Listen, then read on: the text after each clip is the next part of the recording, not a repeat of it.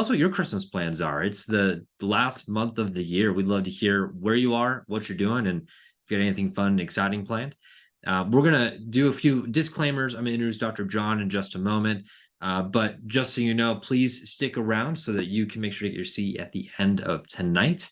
Additionally, we are going to be giving out the PowerPoint from today's presentation. That'll be done in a few slides, actually, and we'll be emailing it out to you at the end of our webinar tonight. So stay tuned for that. With that, let's get over with the disclaimers and get to the bulk of our content today. If you haven't heard of Dr. John Carollo, he is kind of a legend in the space. He's a diplomat in both the American Board of Dental Sleep Medicine and the American Sleep and Breathing Academy. He stands at the forefront of innovative approaches and solutions with the reputation as a sought-after speaker and top-tier dental firm as actually the best dentist in New Jersey, servicing the Jets since 2007.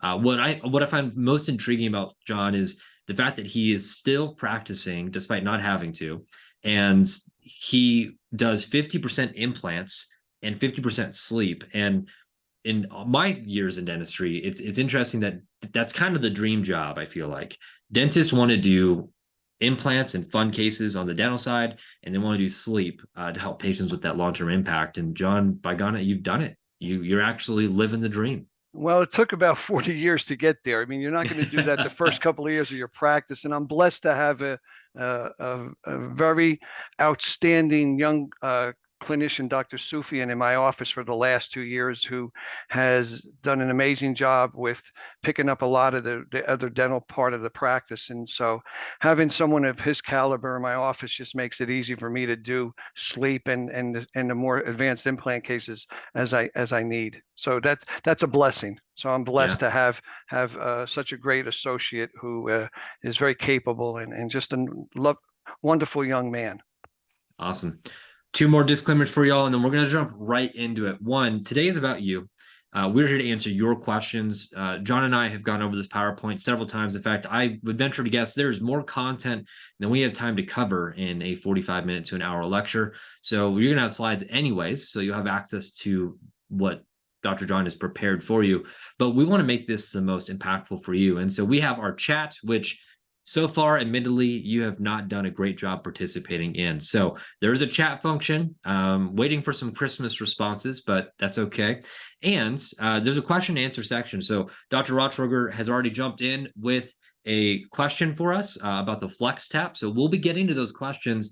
We're actually allowing extra time at the end of today to get to those questions, to make sure that we get your questions answered, and we'll stay as long as we can to make sure we get those answered. And if we don't answer your question, don't worry. John and I will make some videos for y'all to actually get those answered and give you a succinct answer that you can use. One quick public service announcement. John mentioned the actual lab times, delivery times. Go and check our social media feed on LinkedIn or Facebook. We posted those a couple of weeks ago, so you can see that. And let's get started. Jessica, I want to thank you for your participation to get going in that. So going on, you can download the slides here if you'd like. You can scan that QR code. I'll leave this up for just a moment while we get situated. And like I said, we are going to be sending these over. So if you want to follow along, we don't have a specific slide for the actual Flex Tap, Dr. Rothroger, so we will come back to that. And then here, kind of recap the point of our PowerPoint is we want to make sure that we face some of the confusion around AHI scores. We also want to figure out what has happened, or what is the cause when patients feel tired, even though they're in treatment. What about snoring and despite appliances? And then one of my favorite questions is about home sleep test that shows improvement, but the patient's still reporting sleep issues, or vice versa. And that is when the sleep test shows worsening of apnea and the patient is reporting fantastic improvement. And so we're going to be talking some about that in some pretty good length today. We know that there is a substantial amount of research that goes into, there's a QR code again for you, Dr. Rothroger, There's a lot of research, a lot of information out there about social media, and it can, sorry, not social media, about dental sleep medicine. It can really be confusing and overwhelming. And that's actually why we've asked Dr. Don to come in here, because he understands that balance, the balance of needing to have a restorative practice that you are probably starting from, and also about having the desire to do more dental sleep medicine in your practice. And so with that, I'm going to have Dr. John continue on with the slides. We'll actually put the PowerPoint link in the chat for you as well, in case that wasn't working. So we'll get that in just a moment. John, you want to take it away? Yeah. So, a lot of times people feel that you are doing oral appliance therapy, and it can be sometimes like moving through a dense fog. And just remember, fogs do lift. So we'll try to get some clarity in this evening, so it's not such a foggy situation. So a lot of times, like Chad always said to me, what the topic is like, what do you feel are the biggest dental sleep medicine dilemmas or appliance challenges you have in your practice? So one of the things I like to do is kind of take a survey. So everybody, get out your camera and your iPhone or Android, and get your camera setting up, because we're going to put a QR code up in a minute that you're going to do an interactive survey with, and it'll take about 3 or 5 minutes to do this. So here's what you're going to do. You're going to scan this QR code, and it's going to take you to a Mentimeter that's going to have 5 questions. So we're going to leave this up for a minute or two, and I could always come back to it. But you're going to scan the QR code, and it's going to have 5 questions. You vote on one of the questions, and then once we leave this screen and go to that Mentimeter, we're going to see the population of what everybody has as their biggest challenge. And so you'll see the different 5 choices. So try to pick one of them, and this way we'll get a feel of what everybody who the 60 participants that are in the room are feeling that is some of their challenge. If there's any issue about this QR code, just put it in the chat, and then we can always give you a different way to get to it. But it should work. I've tested this QR code out a little bit. Yep. I also put the link in the chat for everyone. So go ahead and take a second to do that. And with that, is it working? If everybody good? Yeah, I'm getting it right now. While if you want to start pulling up the results. Yeah, let's pull up the results. So we go to Mentimeter, and here we are. So the questions were, is it with the patient's AHI is worst after my appliance therapy, the HST, the things that Chad just talked about, recognizing the signs of ineffective oral appliance therapy or non-responders. That's kind of good. We're going to talk a little bit about that tonight. Choosing appliances, it's not as big an issue. We've had webinars. Actually, I did one with Awaken to Sleep on appliance selection, and dealing with other sleep disorders or other health issues sort of low on the poll. But we're going to talk a little bit about that, because sometimes that becomes one of the biggest reasons for recognizing the sign of ineffective oral appliance therapy, because sometimes there's another sleep disorder prevalent, especially the most common sleep disorder. So I think the voting stopped. So that's kind of gives us an idea that it's kind of spread out a little bit, but seems like recognizing the signs is the overwhelming favorite for this so far. So let's just minimize that, and let's go back to our slide presentation. All right. And so what is success? So let's define success in oral appliance therapy before we talk about how to some of these issues that we all saw in that Mentimeter. So what's success to you as the clinician? What is success to your patient? And the other one that's not here is, what is success to the sleep physician, who either has signed the prescription and is going to look at the final results after we're done with all our treatment. So as I talk to every one of my patients, I tell my patients I have to deal with 2 things in their dental sleep medicine health: is objective and subjective issues. So the objective is the AHI and the RDI and the percent of the night below 90. What does that sleep study show? And when we finish our oral appliance therapy and do that follow-up sleep study at the end, is our objective numbers coming down, or did they go up? Like Chad said, that's kind of an interesting point. And the subjective, though, is also got to be issued. What's the patient's big complaint, chief complaint they came to us is the subjective. Are they snoring? Are they not sleeping in the bedroom with their bed partner? Are they tired when they wake up in the morning headaches, afternoon tiredness? All those things are the subjective. So I have to balance my treatment of trying to get the patients with both of those. So just real quick, Veterici's article says that about 75% of patients respond to oral appliance therapy. And if we look at the Sutherland article, she talks about that 70% of patients will have a 50% improvement. And that's in all mild and moderate and severe. These are my goals. I'd like to get all my mild and moderate cases with the AHI below 5, the RDI below 10. My severe cases, I'd like to get them just under 10 in single digits. I'd like to see no more than a 0.5% of oxygen desaturation below 90, the percent. I never like to see heart rates go up higher than 90. Sometimes I see sleep studies where the heart rate goes over 120. I'd like to see normal REM sleep staging. And again, in red, I'd love to see those symptoms being controlled, their chief complaints. And if you have appliances, you want to make sure we don't have any side effects, hurting teeth, and all those things.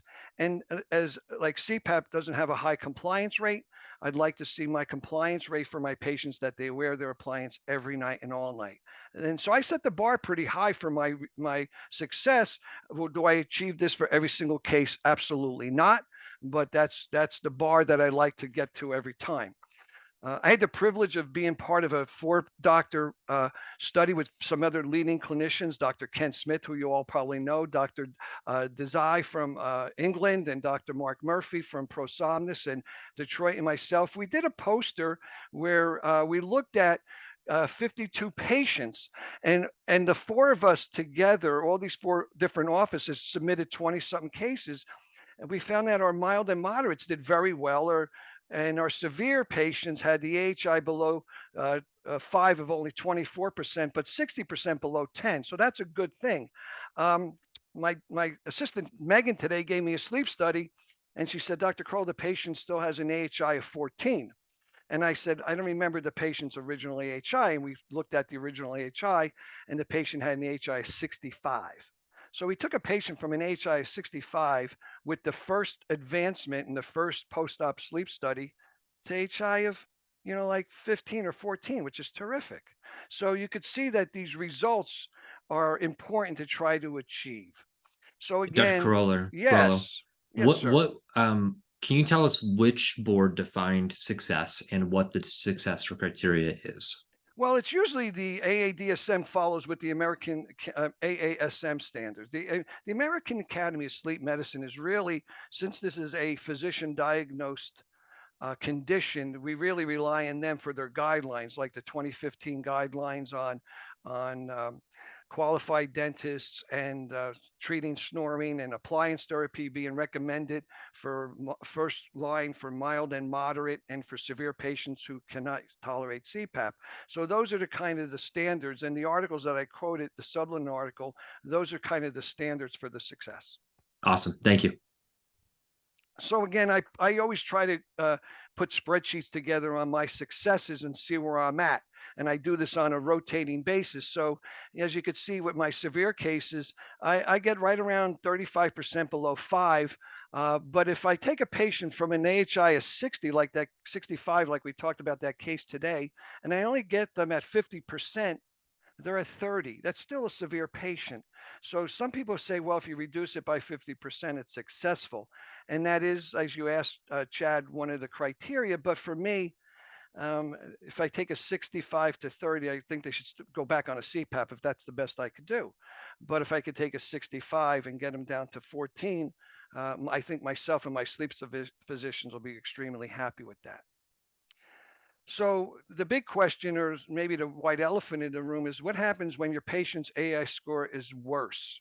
And that happens. And so in my world, if I'm not doing the original sleep test, which is what happens in New Jersey, I usually get 98% of my patients come to me from sleep physicians already having a CPAP failure or already having a sleep study. Then I make the appliance, and then they do another sleep study, and it could be worse. And so I always want to do a titration or calibration study so I know where I'm at. But if I always look at what to check. When was that original sleep study done? Was it over a year and a half ago? And during that time, did the patient gain any weight? That can happen. If there's a study that says if you gain over 10 pounds, uh, you can, or AHI can go up anywhere from 3 to 4 points for every 10 pounds you gain. If your BMI is already over 30. Was the original sleep test done with the same testing device? Did one use WatchPat and the other one use an Aries unit or vice versa? I always like to test apples with apples because all these sleep testing devices are very good, but they all have their internal algorithm that works for them. So let's do a test for the same way. And if I get that case, I'll basically sometimes do a new sleep study. I'll say to my patient, look, I don't know if your original sleep study was that accurate, but let's do another sleep study without your appliance. And let's do it the next night with the appliance. So I actually get a new baseline. So there's the things that I look at. And the biggest thing is I talked to my associate today about a case that he's working on now is about positional therapy. We were looking at a sleep study today, him and I, and the patient spent over 71% of the night on their back, and the AHI was 45. And yet, when they were off their back for the other percent of the night, they were in the low teens. So they average over 20. So, do we have a positional issue that needs to be addressed also as an adjunct? And you'll see some of those things later on what positional devices I recommend. So we look at those things.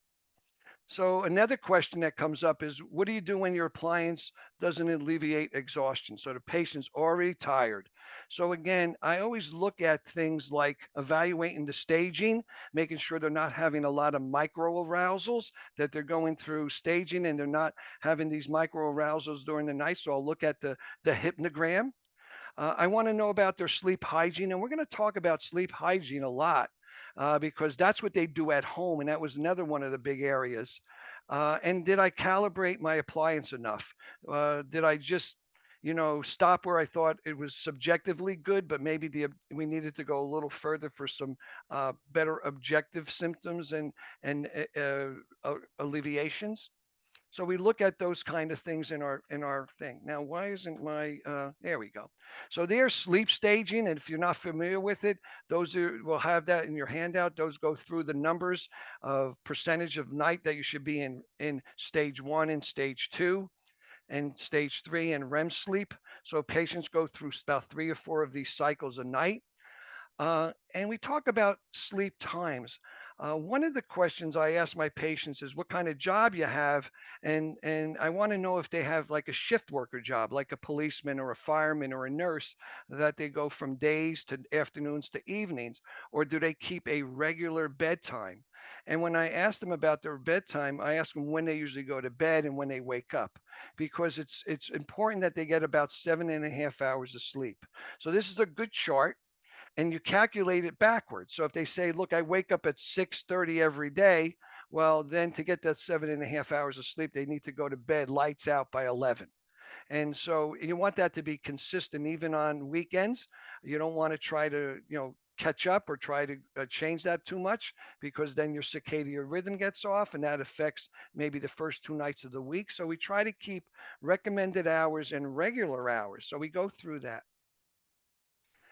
So the other question that Chad asked me to talk about is, what about when you got ongoing snoring? And I'm sure there's going to be a lot of questions on this. That goes to that subjective thing. So we've worked on the objective numbers. The HI is great. They go from, let's say, 25 and you got them down to 3, and you're happy, the sleep physician's happy, but the spouse says we're still snoring. And so, what do we do for that? So, one of the things I think that gets neglected by some training in a lot of areas is evaluating nasal breathing. I always tell patients we breathe through our nose and eat through our mouth. And so, even though we're wearing an appliance, I want to make sure that our appliances have good lip closure and that they have good nasal breathing. So I do nasal testing, and we're going to talk a little bit more about that. I see, Chad, you want to ask a question? I do actually for the group, the audience here, Yeah. and also say so. we had a doctor ask about the flex top. I actually put an article on that. We may have time to answer that question later, but want to give you some resources. Real quick, there's a little reactions button in your Zoom. Go ahead and use the raise hand button or put in the chat wherever you want. Who currently uses evaluates nasal breathing? John, you didn't even wait for me to say the question. Go ahead. What's that? Who does a nasal breathing evaluation to in their sleep? Okay, Exam. cool. We have Or quite sleep a yeah, cool. So we got a couple folks in here. Awesome. Yeah. So we have a good amount, but more that really need to be doing this. So pay special attention here, because John, how often would you say we're missing something vital by not doing this exam? I say You almost know. every Okay. case, because every case the patient should be breathing through our nose. We know there's benefits of nasal breathing with nitric oxide production, warming the air, not drying the mouth out. And so not drying the mouth out, you don't snore as much if you have moist tissues, is a lot of things. And here's the thing that, and again, one time I did a survey that 85% of, I'm sorry, 90% of sleep physicians are pulmonologists, and the other 10 make up ENTs, a few neurologists, and some PCPs that do it. Hmm. And I'm blessed to work with two physicians who are ENTs. And what I find from some of my patients who go to a pulmonologist, and I'll say to them, "Did the doctor ever look inside your nose?" And they went, "No." So it's not maybe in the pulmonologist wheelhouse, yet they're prescribing nasal pillows for CPAP or nasal triangle masks for CPAP, and yet they're not evaluating the nose. And I've had that happen. So, Hmm. and so maybe, and I just had some ENT work myself. I had some sinus surgery only a month ago because I had a sinus infection. And my ENT guy and I are like buds. He sends me patients, I send him patients, and he's like all the time saying, "I wish everybody would look in the nose and really do it." And if you've gone to some good meetings, there's lectures on nasal layer resistance. So, I think, like, to answer your question, I think it's neglected, and every case needs to have that done. So let's go through some of the things that I do to test for nasal breathing and what I recommend. So this is a nice form that was given to me from the ENT groups that I work with. It's a nasal obstructive symptom evaluation score. And I'm sure, I don't know if anybody in the chat is using this, but this is great. Nasal congestion, blockage, trouble breathing through my nose, trouble sleeping, unable to get air through my nose during exercise. So these are it's a good acronym, nasal obstructive sleep a symptom evaluation score. So we do that. And when they get into the mild, I mean, the mild is not so bad. When they get into the severe and extreme, ENT referrals are recommended. I use a rhinometer, which is part of my testing, and I use this every case. There's Megan doing a rhinometry test. We had a patient today who Megan said, "Dr. Carollo, I don't think she's breathing very well." And so we did the test again, and it was confirmed that the patient did have some problems with her nose breathing. And so we then looked at different things, which is, so after I look at my rhinometer testing, I do a full nasal exam. And here's my nasal exam form. So if you don't have one, this is a great form. You use nasal speculums. If you don't have a nasal speculum on your table when you're doing your exam, it should be right next to your mirror in your Explorer. We could teach you how to use a nasal speculum. When you put those in the nose, you go vertically and you open it. And then when you take it out while it's open. If you put it in horizontally and open the nares, you're going to grab hairs and it's going to be uncomfortable to the patient. So these nasal speculums go in the nose. You open it up vertically, you look at the septum as you could see in those photos, and then you slide it out. And you ask the patients about nasal blockage. And you could see on the bottom, do I need an ENT referral for my patient? This is one of the things we do all the time is a coddle maneuver. Patient puts their fingers next to their nose on the bottom right by their nostrils, and they pull out, and you ask them to hold it out there, and they breathe better when it's out or not, because the bottom of the nose or the nasal valve is so important because we see in longer, narrow noses a collapse. So you could see that when the patient after they do the Cottle test, the lips are closed. They breathe in very hard through their nose, and I'm looking to see if this happens. So this is one of my patients. There he is. And I say to him, close your lips, breathe in real hard through your nose, and this is what happens. His right side and left side almost 100% collapse. So if this gentleman needs to get some air fast during a micro arousal, he's not going to get it through his nose. He's going to try to struggle through his appliance to get it. So these patients, we recommend nasal dilators. I'm a big fan of the nasal mutes. I actually keep a pair in the room of myself, and I actually demonstrate. I put them in my nose myself right in front of the patient and show them how it's used. We recommend nasal mutes as an adjunct for those nasal valve collapsing patients. So the guy in this picture, he's going to definitely have to use those um, to use his oral appliance. So you're not going to lower the AHI with nasal mutes, but you're going to have better compliance with your appliance. And then if they really have a big problem, this is when I send them to one of my 2 or 3 ENTs to get a full scope where they can look through the entire nose past what we could see with speculums and look further up to see if there's any tubernet or polyp issues. There is a new procedure that my ENTs are doing for minor problems. So I had to have sinus surgery because of an infection, but if they're having minor problems, they use this Vive Air, which is a radio frequency of like treatment to open it up. And that's done in the office, not in a hospital setting. And it's done with local anesthesia, and they get great results for increase in nasal air resistance. So they have to be scoped first with the camera.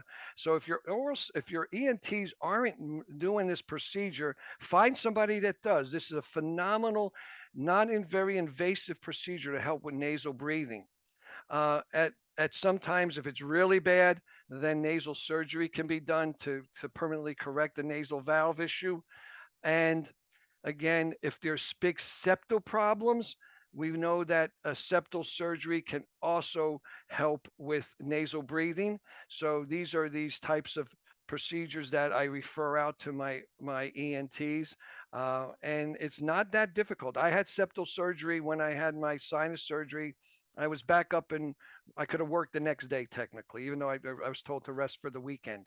So you want to utilize your specialists, and I can't overemphasize how important nasal breathing is. The other thing for snoring is lip closure and making sure you wear elastics. Some people prefer mouth tape. I'm not a big mouth tape person. I've seen some allergic reactions to the adhesive on the lips, but I'm a big elastic bands. Every one of my appliances gets made with the provision to have elastics put on, like this one, as you see. And we tell the patients to try one night without it, try one night with it, see if you notice a difference between the snoring and the non-snoring. So we're big on that. Hey, John, real quick. Absolutely. Um, Nasal breathing appliances. This is a great time for Dr. Stanley's question about Sure. the Flex Tap. Have you had any experience with it? I know it comes with an optional mouth guard to help with lip seal. Yeah, I don't do a lot of flex tap types of appliances. Unfortunately, so I can't give a big opinion on it. But if there's if you've tried and it works, then I think that's something that you can put into your toolbox. Unfortunately, I have not experienced the flex tap. I'm not a big tap user for different reasons. If we talk about appliances later, I can share my opinions on that. But if it works for you, I think anything that you're getting good results with is something to add to your toolbox. Yeah, and I did post in the chat a little while ago an article by Dr. Jill Umbreo about the Flex Tap. It does talk a little bit about some nasal breathing stuff, so go ahead and check it out. It is one of its biggest features is that lip seal component to it. So if you have a patient struggling with it, this might be a viable option. So yeah, I just wanted to, that was a slightly Absolutely. relevant to the lip seal topic. Yeah, So yeah, keep on keeping on. absolutely. Absolutely. So again, be trying the nasal breathing and assessing that and getting that treat at the nose using rubber bands, maybe trying this flex tap, mouth tape for some patients. I'm not a big mouth tape person. I mean, there's one specifically made for that that has some perforations or actually a little hole for if they need to breathe. I find patients find it a little restrictive. A rubber band still allows them to open if they need to and move around a little bit better, and they come in different strengths. Positional therapy is big for me. The one on the left is called a slumber bump, and I like it for different reasons. The Zuma was actually FDA approved, but the problem with the Zuma in the middle is it's very hard. You're not going to be able to travel with it. That would be used in your house only. But the slumber bump and the sleep noodle are two that have like an inflatable bladder in it. So when the patient uses this, is that they can deflate it, and it packs very flat in a suitcase so they can take it with them if they travel a lot. I had actually a guy yesterday who we recommended this. I'm such a big proponent of, say, slumber bump. I've called the company up and I have a code called Carollo 10. And so we give my patient a coupon and they can actually get 10% off of that because we use so many of it for our patients. So positional therapy there. The other How much positional, does that run? The slumber bump. about $80. Okay, It's cool. $80. Yeah. So it's not bad. And if you get $8 off on it, it's not a bad device. And it works really well. What I like about it, if I go back to it, is because it's inflatable, if they find that they're sleeping too much on their actual side and they have a little shoulder issue, I tell them to take out a little bit of air so they're still sleeping on their side, but maybe not at 90 degrees, maybe a little bit angled, still off their back, but not going to have the any shoulder issues. Awesome. So that's kind of cool. Um, I put the picture on the left because a lot of pregnancy, and I've had one of my staff members got this when they're pregnant. They promote that they sleep off their back because of the weight of the baby and possible supine syncope. That's a good one for pregnancy. But the two on the right, as you see, both a shorter version and a longer version are available on Amazon. Those are great side sleeping pillows. Has a great place for your head, so your head's got a little concavity in there, and it's going to prevent you from rolling over. Sometimes even with the slumber bump, people try to roll over on it. This is going to prevent that. And every patient says to you, "Oh, I start on my back and I wake up on my back." Yet when you do a sleep study with a watch pat, there's 40 to 60% of the night they're on their back. So you need something that's going to prevent it. And so we've added this if we have a positional issue in our sleep studies. A wedge pillow that you see works, but the problem with the wedge is that it slides on the bed. So if they're going to use that wedge, they need to put that underneath the fitted sheet so it doesn't slide. And that other one is more of an orthopedic one for someone who basically had shoulder surgery and they definitely don't want to take the pressure off their shoulder. So they can actually sleep on top and then have their shoulder underneath it. So these are pillows that we recommend for our patients when positional therapy is needed because of either in the sleep study or that residual snoring. Some of the other thing that's gaining traction in dental sleep medicine is myofunctional therapy. And again, we know that it teaches to strengthen the tongue and muscles. So there's a few different things that can be done. You can go see a myofunctional therapist and teaching exercises. Years ago, they talked about using the African didgeridoo to try to strengthen your windpipe and breathing. But one of the things that came out now recently is this thing called an Excite OSA. And it's interesting because on their website they tell you that it almost can eliminate using an oral appliance, but it doesn't.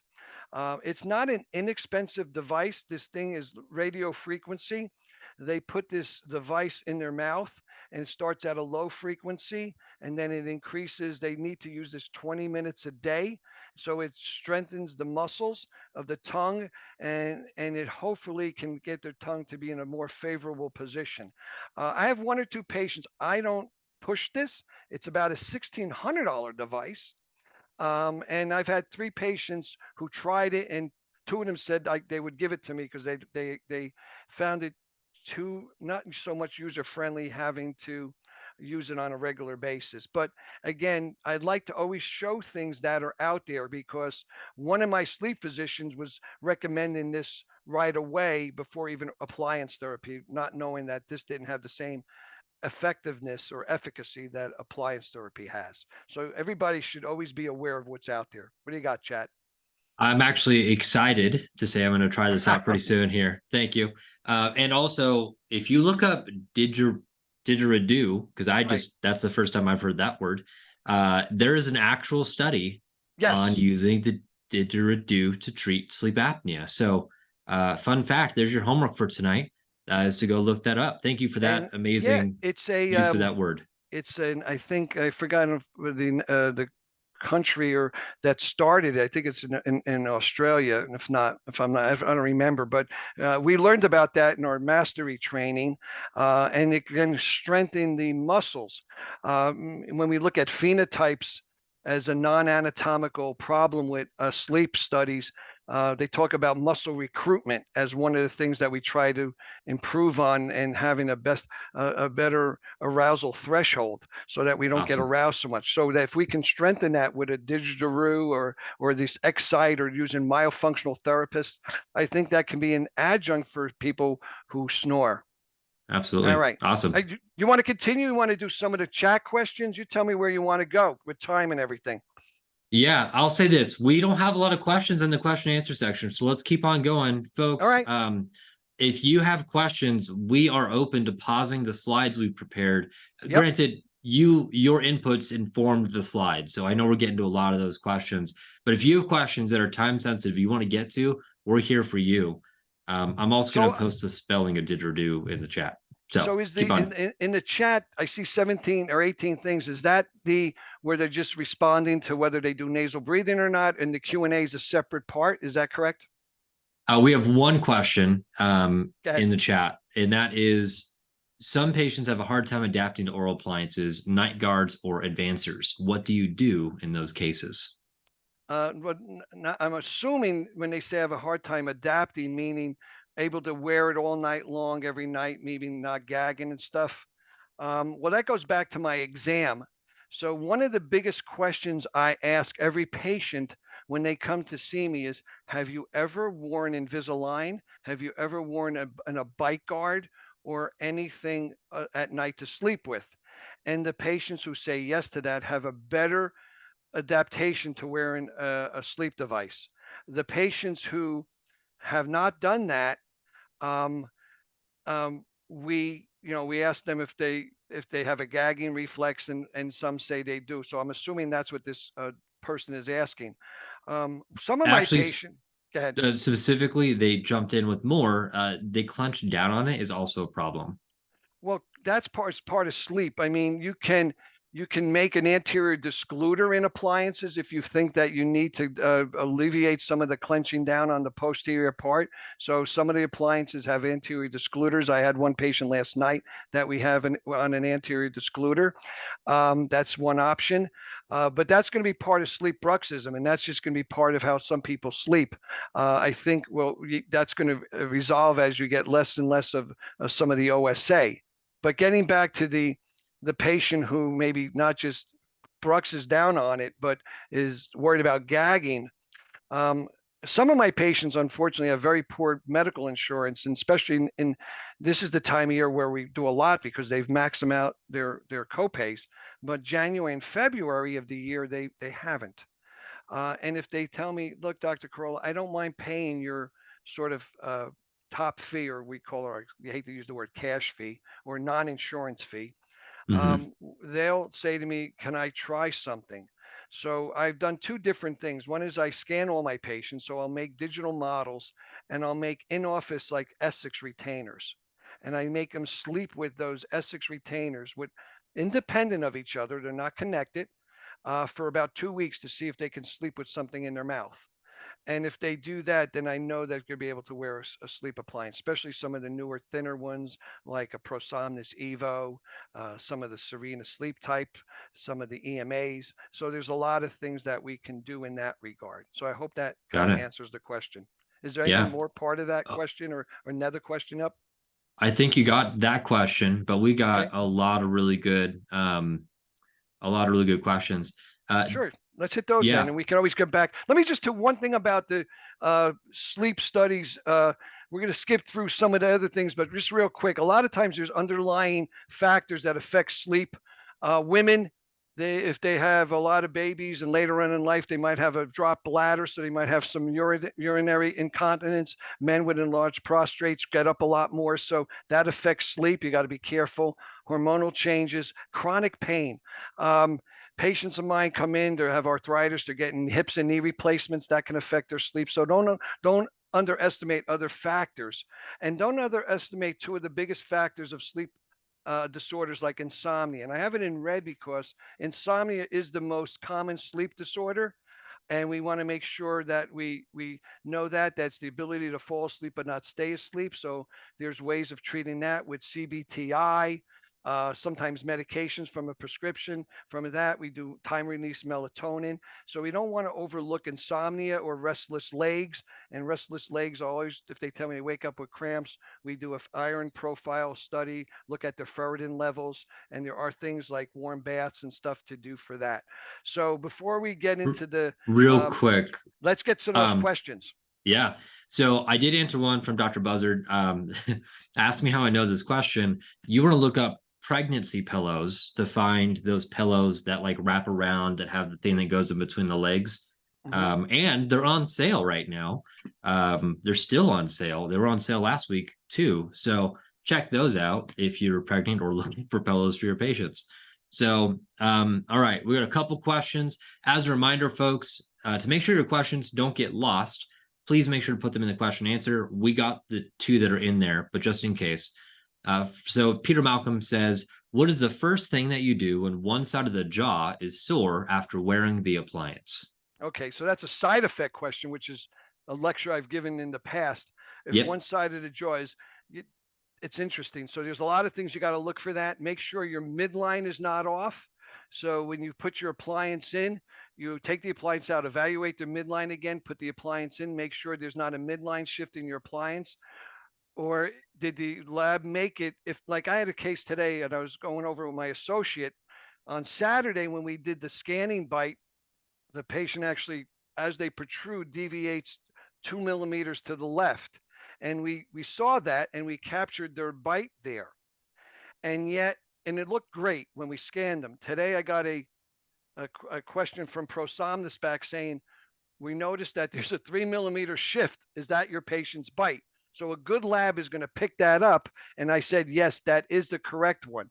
So you have to make sure when you take your bite that if they didn't have this shift like my patient. If the appliance is already made, look to make sure that the midline is correct.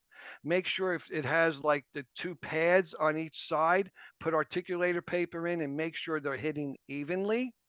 And make sure the patient protrudes on the appliance if they can and see that it's not deviating. So you should have already made sure they didn't have deviations or deflections in your examination, and hopefully that the construction bite that you picked mimic that if that's a case. But if they're having pain on one side, we do a lot of things. We have a whole thing that we do. We tell them when they take their appliance out in the morning, we give them heat pads, these little circular heat pads, 10 seconds in the microwave. They put it on their side of their jaw. For about 10 minutes, I let the synovial fluid that builds up in the retrodiscal tissue to dissipate. And then we do a chin push exercise where they actually put the chin on a table and they do something, as you can see in my camera, I'm pushing back my chin. And we try to give some physical therapy exercises. I don't like to not let them wear the appliance. If the appliance can be backed up maybe 1 millimeter for a few nights, that can be an option. So we have a whole plethora of things that we do. It's also based on the type of appliance you have. You know, if you're using like a appliance that has trays, you can change the tray, or if it has a jack screw type of mechanism, maybe you can back that off. But it's usually on one side is usually because of the way the appliance was made and the deviation in the midline or the bite pads. Yeah, if I could add, we actually just had this happen to a team member recently where the bite was taken correctly, but the lab corrected the midline shift. They shifted it back. And so the patient came back with that. And so they had to go to the lab and be like, hey guys, like, please remake this because I put, and this is something, if you do find like a deviation on that protrusive bite, put on the lab slip. Yep. Do not change my bite. Right. So sometimes they want to be proactive, and that's not the correct answer. So Yeah. I mean, a way to do it too is you can take a piece of dental floss and put it in the photograph and, with your protrusive bite and show the midline so they can actually see that in a clinical picture when they put it. I mean, some places are putting cases on articulators and making appliances. That's old school. Some of the better milled appliances are all done in a digital workflow. So they take your scan, they put it in their software. The appliance is designed in the software before then it's CAD cammed or milled out. So, without knowing the specific appliance you used, and certain appliances don't have a lot of lateral movement. And so, you have to think about appliance choice. To answer your question, Chad, if we get to the appliance section, which we might not, is was the appliance made to the bite you sent? And that's important. So I measure my vertical and horizontal protrusion, and when it gets back, I put a ruler in it, check it in the mouth. Because if I pick the position, and I did a study with one of my colleagues with one of the newer appliance companies, and we sent 5 scans to them, and 3 out of 5 came back different than our bite. So, they're adjusting and changing the both vertical and horizontal without consulting you. That's not the way it's supposed to be. As you yeah. said, if you send a bite, that's the bite you want, and that's the bite you Mm-hmm. got to get back. Yeah. And even, I mean, that lab was one that has a really good reputation for not changing it too. So it does happen Yeah, sometimes, it even with the happens, best of right? them. But Right. so we'll go on to the next one. Dr. Zembecki said, isn't it true that an occlusal guard for bruxism often makes sleep apnea worse? So we shouldn't let failure or success with them concern us much about appliance therapy. Repeat that again, so I just hear it correctly. Occlusal guards often lead to worsened bruxism. Therefore, should we not consider failure with that as too much of an indicator for appliance success? Yeah, no, I think you're going to have bruxism. I mean, that's part of some people. Some people have an underlying REM behavioral disorder where they're going to clench more than other people. Some people have some parasomnias that of different types of things that can cause some bruxism also. Yes, I mean, a flat planed occlusal appliance can worsen bruxism sometimes because people clench on it. You want to make appliances, and you're going to test that. I mean, I used to have a device that looked like a watch pad that had pads, and I used to put it on the people's cheek to check their levels of masseter muscle function during sleep. I invested in that maybe 10 years ago. I went away from it, but there is some devices that can be showing the amount of bruxism. Bruxism is going to happen. Some people brux. If you have a patient who has a worn dentition and you make an occlusal guard, because they have sleep apnea, it's going to hopefully help the wearing of their teeth, of course, as we know, but they're still going to have a little bruxism, and that's not so bad. You want to make sure that it's just not going to be a factor that it's going to damage anything. Like the appliance Mm-hmm. could break sometimes, so you got to be Yeah. careful. But you're going to have bruxism in certain patients more than others. It's just part of sleep. You're not going to eliminate it. Yeah. Well, and a lot of these appliances are dual rated. They're good there. So yeah, to your point, Dr. Beck, I think the question is, we're not going to say no to an appliance because they brux and they have a hard time with that appliance because they're choking more in their sleep. That may be part of the reason, that gagging and whatnot. So awesome. Let's go on to the next question. Nicole Sonderman said, how can a sleep coach or health and wellness coach educate patients on these treatments as an alternative to CPAP? How can you educate them? Well, I think you need to start with someone in your office and get patient testimonials. So I think the best thing to do is get testimonials from your patients. I have a couple of videos. You get a happy patient. I had a situation last week where a woman came to me and I said to her at her first visit, and we do a very good construction bite. So I try to get them in a good therapeutic position from day one, and maybe only I don't do a lot of advancements. If I get them in where I like to be, I maybe advance them once on the first visit. Very rarely I have to see them that multiple times. I see a lot of post-ops, but I don't always do a lot of advancements. In fact, today I had a guy I didn't do an advancement. But you want to make sure that that they're going to just repeat the question, so because I went a little off track on it. That Yeah, how can a health coach or a oh, sleep coach, yes, coach, So Yeah, getting help getting a share patient, alternatives. right. So get a patient testimonial. So going back to this lady, she came to see me and I said to her, "How are you doing with your oral appliance?" And her answer was, "I wish I came to you a year ago." She said, "I've struggled through a year of CPAP and 4 different masks." And so that's the patient that you get out your iPhone and you ask her a question, "Mrs. Jones, in a few words, tell me your experience by wearing this oral appliance as compared to what you had to deal with a CPAP." And stop, let them talk, record it, put it in your computer. The next patient comes in, your sleep coach shows that. And put those on your website. Those are important to have. The more proactive things you can do, the more you can alleviate all those other problems. So I have patient testimonials written down so they could read them at the chair. We do that so that I have it written and I have some videos. So it's important to have that kind of thing because a happy patient, there used to be a thing called, the 311 rule where if someone's happy, they're going to tell 11 people. They want to tell Hmm. people, hey, this is the best thing since sliced bread. They always Yeah. say 80% of your dental referrals are by 20% of your existing patients. So it goes the same way in sleep. When you make an appliance work, they're telling the world, you know. Awesome. I will also just say, because it's not clinical, so from a non-doctor perspective and someone who talks to patients a lot, especially because when they ask, what is your job? It's I help dentists treat sleep apnea, and then they get this confused little bubble over their head. Have some verbiage just around, CPAP is very effective for patients that can tolerate it, but if you can't tolerate it, then there are other options out there.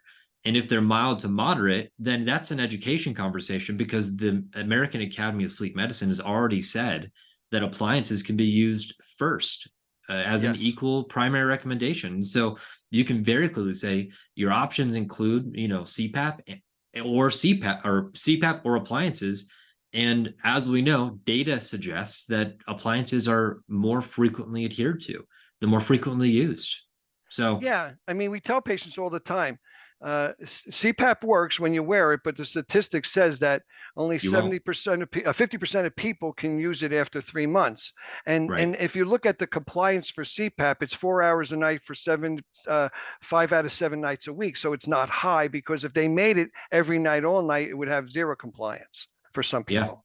So oral appliances in the studies talk about 95% adherence. And so to answer that other question that was asked earlier, how do you get a patient who asks about whether this is going to work for them?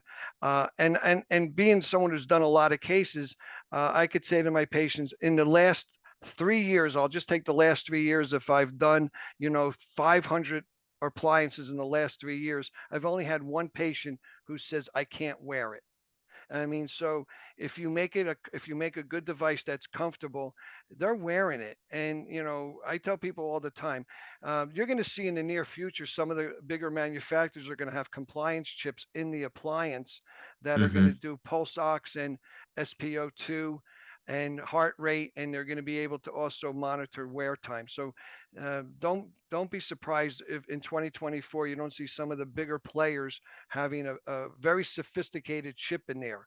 And that's going to help us work with sleep physicians because one of the number one reasons, or one of the reasons sleep physicians don't like working with oral appliances is they don't get that data on a regular basis that they can with a CPAP, that the data is uploaded to the cloud. But now if we have this chip in our appliances, they can actually upload it to the cloud on a weekly basis, review it to see the compliance and the oxygen, and also get paid to review that. So this is going to be game changing in Mm, 2024 when these type of chips become available because they can do with remote monitoring and get paid for it from a physician standpoint. So it's going to awesome. be there's a lot of stuff coming out that's going to be really cool. Cool. I'm going to put a pause on the questions real quick because we are getting close to the end of our time. John, can you go forward to some of our ending slides here real quick? Sure. Just real quick, just one thing, just if you when you go through this lecture, look at sleep hygiene. If you don't talk to your patients about sleep hygiene, I have a whole list in this PowerPoint of sleep hygiene that you can look at and go over with your patients. So I hope that we put together a lot of information knowing that we weren't going to get through it all because it's just in the time frame. Chad and I always talk about over preparing and hopefully not Yep. under delivering, but over preparing and then having this available. And I can always give him my email. You have my email, Chad. You can put it in the chat. Yeah. It's DRJOHN CAROLLO at optonline.net. I get a lot of emails. So Chad's going to go over. There's some great things that Awaken to Sleep is doing, and I think you need to hear about it and start getting invested in some of this because I think it's going to change the way you practice because just delivering a good appliance is not all of that that they can help you with. Yeah, and I promise we're going to get to your questions. Hang on for just a second. Sure. If this is your first time interacting with Waking to Sleep, I hope you've enjoyed tonight. We love serving our dental and medical community, and we're getting ready for 2024. We just released our 2024 virtual event calendar today. And to celebrate that and to thank you guys for coming in here today, we're actually going to be discounting all courses up to 50% off for next year. And so if you are looking to get your team into sleep, if you've attended a course in the past, we've revamped these courses. We've done a lot of things differently here. And frankly, we just need to help more people together. And so go check out our courses. You can go to our website. This is what the page looks like. And every single virtual course in next year is already discounted for you. No coupon code necessary. So our team will put that in the chat for you. Additionally, Chad, I think what you said, Chad, is so important about team. Dental sleep medicine is a very team-driven process. You have to have great team sleep care coordinators of people. So when you're offering this to train the team, I think that's spectacular. My team goes on webinars all the time. I have an in-house medical biller. So these things are invaluable for your team. So take advantage of that discount too. That's amazing. Yeah. And if you've got more questions, we're happy to connect with you, answer your questions for your practice, for your situation. Use this link, connect with the coach. We want to help. We want to serve. And we are launching another webinar series next year. And so first up is setting goals with Michael Cohen, our CEO and founder. And so here, go ahead and check that out. We're going to get to the rest of your questions right now. Our team has already put the CE link for this webinar in the chat, also the free coaching call. And if they'll be putting that events link in the chat in just a moment. Let's get back to our questions. And if you do need to go, you're welcome to take off. I'm willing to stay on. It's only 9 o'clock. I get hyped up when you could see my enthusiasm about when I get into it. That's one thing I'm not shy about. So, yeah.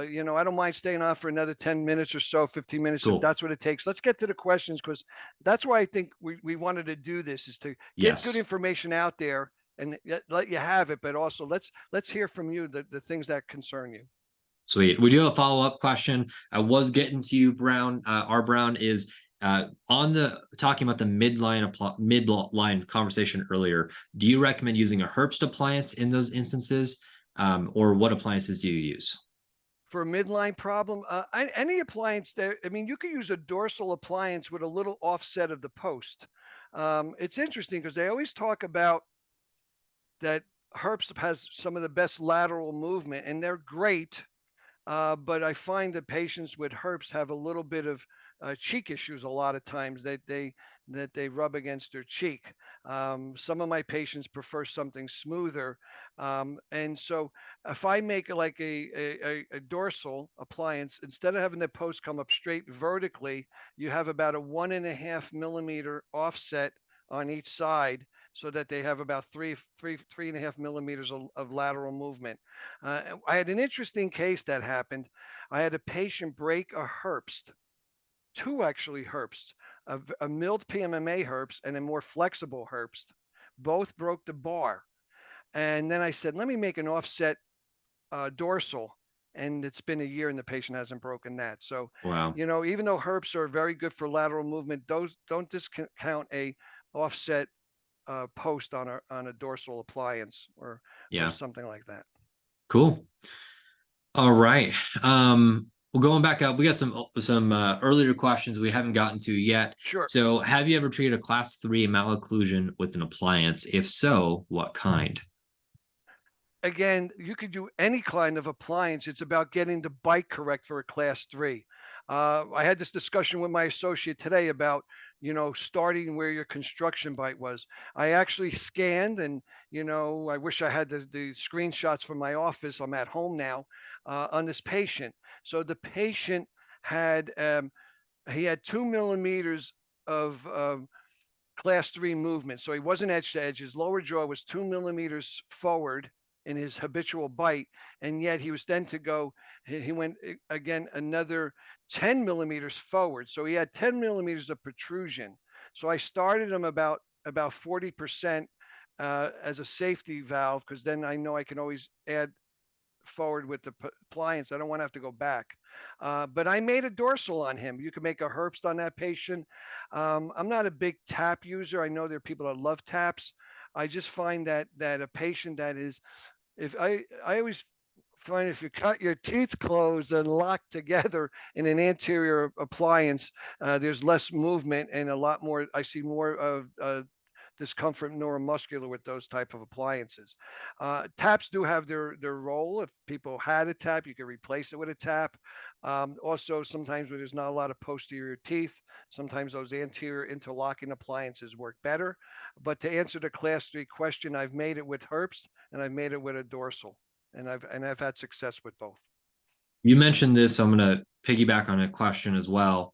You said you don't want to put patients back. So we had a doctor ask, where do you typically start your patients for their therapy? Start them after their therapy or start them for their therapy? For their therapy. So Yeah. So 50%. yeah, I mean, well, there's a new study talking about dose. Dose is how much you start. Um, if a patient has, I don't ever start anybody at 50%. I think that's usually at sometimes all I get. I have to go to. There's a study that says that you don't even need to protrude the mandible very much. All you need to do is prevent it from falling backwards. So if a Mm, patient has 3 millimeters of overjet and maybe another 7 forward, so they have about a 10 millimeter range, if you put them at edge to edge or 3 millimeters, that's about 30%. That patient is not going to have their jaw fall backwards. There's studies that talk about lower dose, not having appliances. I know there was studies that used to say start at 50, 60, 70%. But if you look at all some of the key leaders in their lectures now, nobody's starting that much forward anymore. So, and if a patient has some discomfort in the jaw to start with, I always start them less. So I might start that patient, let's use that range so the doctor understands. 3 millimeters of overjet, another 7 forward, or total of 10. So if I put them 2 millimeters before edge to edge, they're at 50%. If I start them at edge to edge, they're at about 30%. I rather start them at a comfortable position, knowing like if I use, say, a prosomnus appliance, I can get up to 4 advancements in that device without have to order additional trays. Or if it's a Herbst, I can move that screw nut as much as I need. I rather than wear it at a comfortable position for the first 2 weeks, so I don't have that TMD discomfort on that one side like the other question was. I mm. let them wear it. Now, am I going to alleviate all their snoring and their subjective symptoms that first 2 weeks? Probably not. I'll probably get maybe 80% of that done, and then I can move them that 1 millimeter or so forward to I considered their. So that's my construction by position. And then at the first visit, I'll move them maybe that 1 more millimeter forward to what I consider my therapeutic position. And I've had great success with that. In fact, that I showed at a lecture, and Colonel Neal from the Army, who is trains and does all our U.S. men in Afghanistan, they ship the appliances to them because they can't deliver them. They do the records and they ship them. These guys are in the trenches. And he was telling me he sometimes gets patients, some of these young men developing some jaw discomfort after 2 weeks. And I said, you probably put them too far forward too fast. So I rather you start a patient at a comfortable position, get a little bit of that therapeutic benefit, let him wear it, let those muscles be open to that little bit of stretching for that first couple of weeks, then advance them to where you think they need to be and do your titration sleep study to check for efficacy. That's my protocol. And I've been doing that and I've gotten very good success with that. Awesome. Yeah, and I mean, speaking to other appliances, as someone who's worn appliances, there's a lot of advancement for a lot of different appliances. So if you guys have questions, I mean, feel free. We've got articles on our website galore on different appliances, more coming out all the time. And I do want to hit on this real quick because it's in, I think it was in the chat. Um, wow, goodness gracious. You guys have so many good questions. I love this. Let them go. Let's keep them rolling. Yeah. One question which we're not gonna have time to hit on today, but I happen to have models sitting on my desk right now for this because I'm working on an article right now. Is edentulous patients. There's a lot of different things about edentulous patients. It can be a difficult deal. We're working on an article right now for our website on this. I have an edentulous model right here. You can see there is no, it's just smooth. So we're working some articles for that. You need airspace in that. You need an airspace in the front of that appliance, by the way. I was sent the model. I'm not a dentist, but right. we are working on some information on that. I should give you my PowerPoint on edentulous cases. I've done a bunch of those also. You know, awesome. how you make it. How do you make the upper? How do you make the lower? What do you do? Awesome. Is it, you know, some people that do you make it over the existing dentures or not? And so there's a whole different way of dealing with edentulous cases. So I've done edentulous cases in the past. All right, let's do some rapid fire real quick. Sure. Like I said, if you don't follow us on social media, or go get us there, because that's where you're going to get updates on new articles. And Dr. John will also give us an article on it. So we'll get a couple opinions for you. So rapid fire, Dr. Carollo. What is your preferred device to take a bite?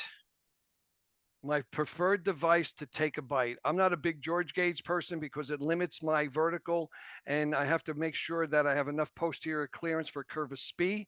I'm using these new jigs called Optimal Air. They're $350. They start at 4 millimeters of vertical height. You can make it a little groove if you want to make it 3. But I mostly make my appliances about 4 millimeters, and they go all the way up to 9 millimeters. They can take a patient edge to edge. 1, 2, 3, 4, 5, 6, or 7 millimeters of protrusion. And getting back to the class 3 case, if you use these jigs and the patient is a class 3, to get the bite proper, you turn the jig upside down, because again, they're if I can exit out of this, maybe I can show those somehow show those jigs if I can. Yeah. Well, you're finding that. Sure. You just mentioned vertical. What do you keep your vertical at, or what on average, or what's your philosophy to that? I try not to keep it too high there. I mean, I used to make my appliances a little bit more vertical, even though I use a pharyngometer for some of my bites. I don't like too much vertical if they're going to, you know, not have lip closure. So I got to have enough. And I mean, here's the problem that I see, that I don't have a problem because I use these Airway Metrics jigs, is that let me try to find this while we're talking. We can yeah. So what? Go ahead. Yeah. So what happens is we don't want to have too much vertical where you can't get good lip closure, and second, you don't want to have not enough vertical where the lab says I can't make the appliance. There's not enough room in the posterior. So I find that sometimes with the 2 millimeter George gauge fork that happens. I also find that one of my good friends uses a George gauge, but he makes his own forks. He has a 2 millimeter fork, a 3 millimeter fork, a 4 millimeter fork, a 5 millimeter fork, to do exactly what I say, to make sure that there's enough posterior opening that allows the patient to have material. Because you've got to remember, one of the biggest side effects is tooth movement occurs because the appliance doesn't engage all the teeth, especially the second lower molars, and it doesn't wrap around the distal. So the lab will say, well, you know, you got a tight bite back there, we'll only make it to the first molar. And that's where you're going to see bite shifting and tooth movement. So you don't want to have that.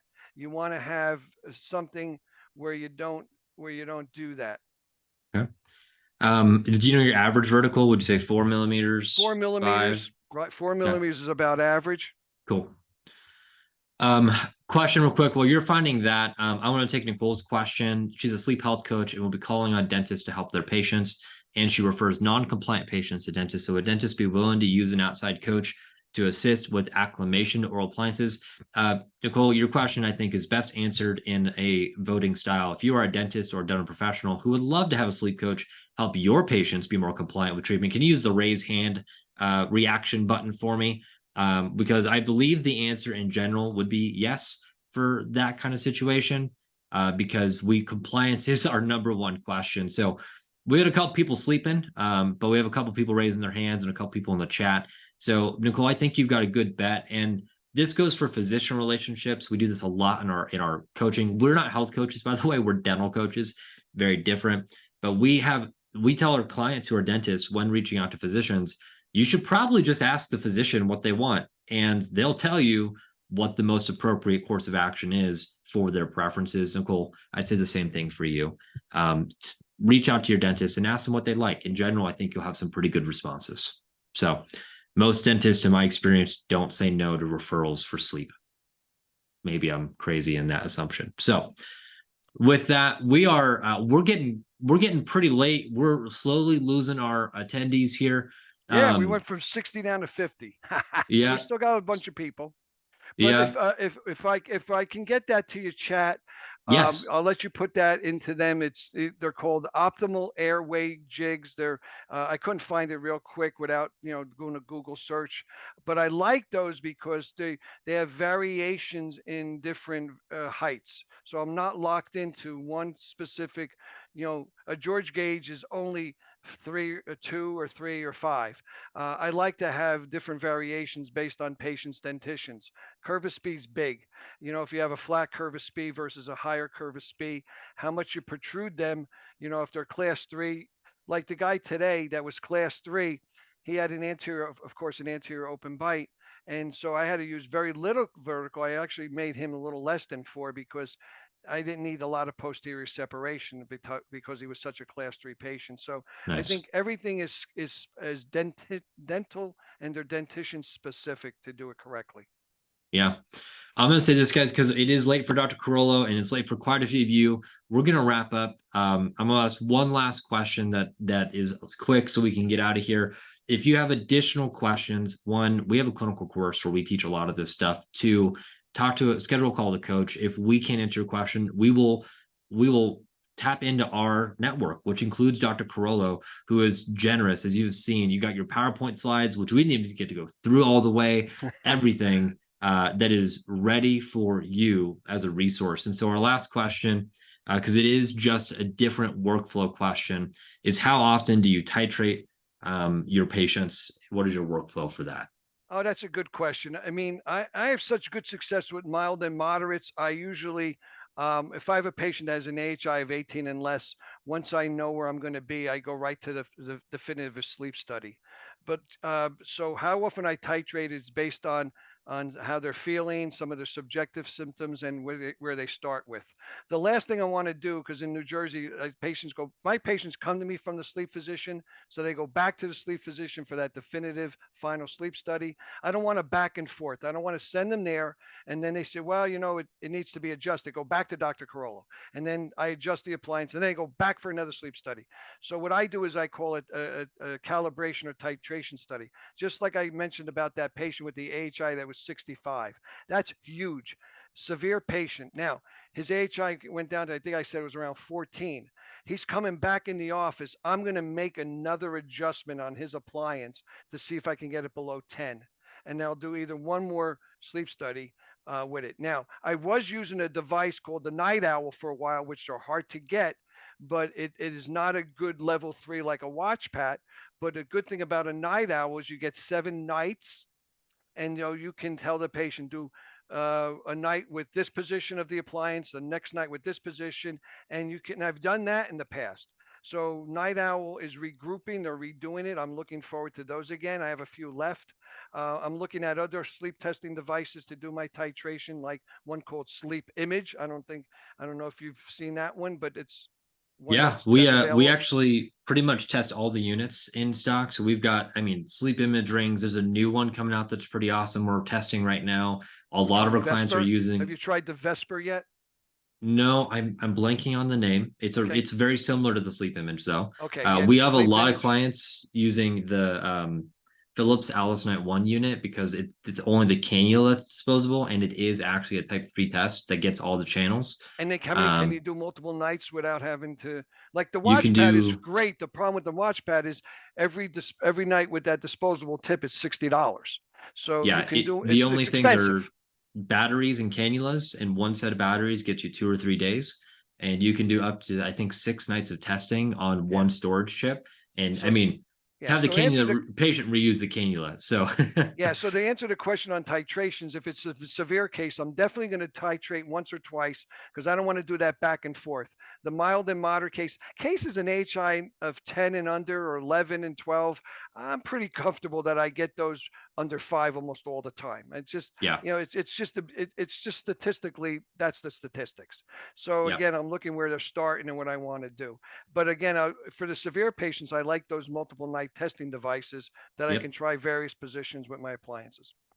Yeah, that's why we like some of the more traditional devices like the Philips HouseNet One, ResMed Apnea only cares if you can get them Right. because they're just so cheap to run repeats on.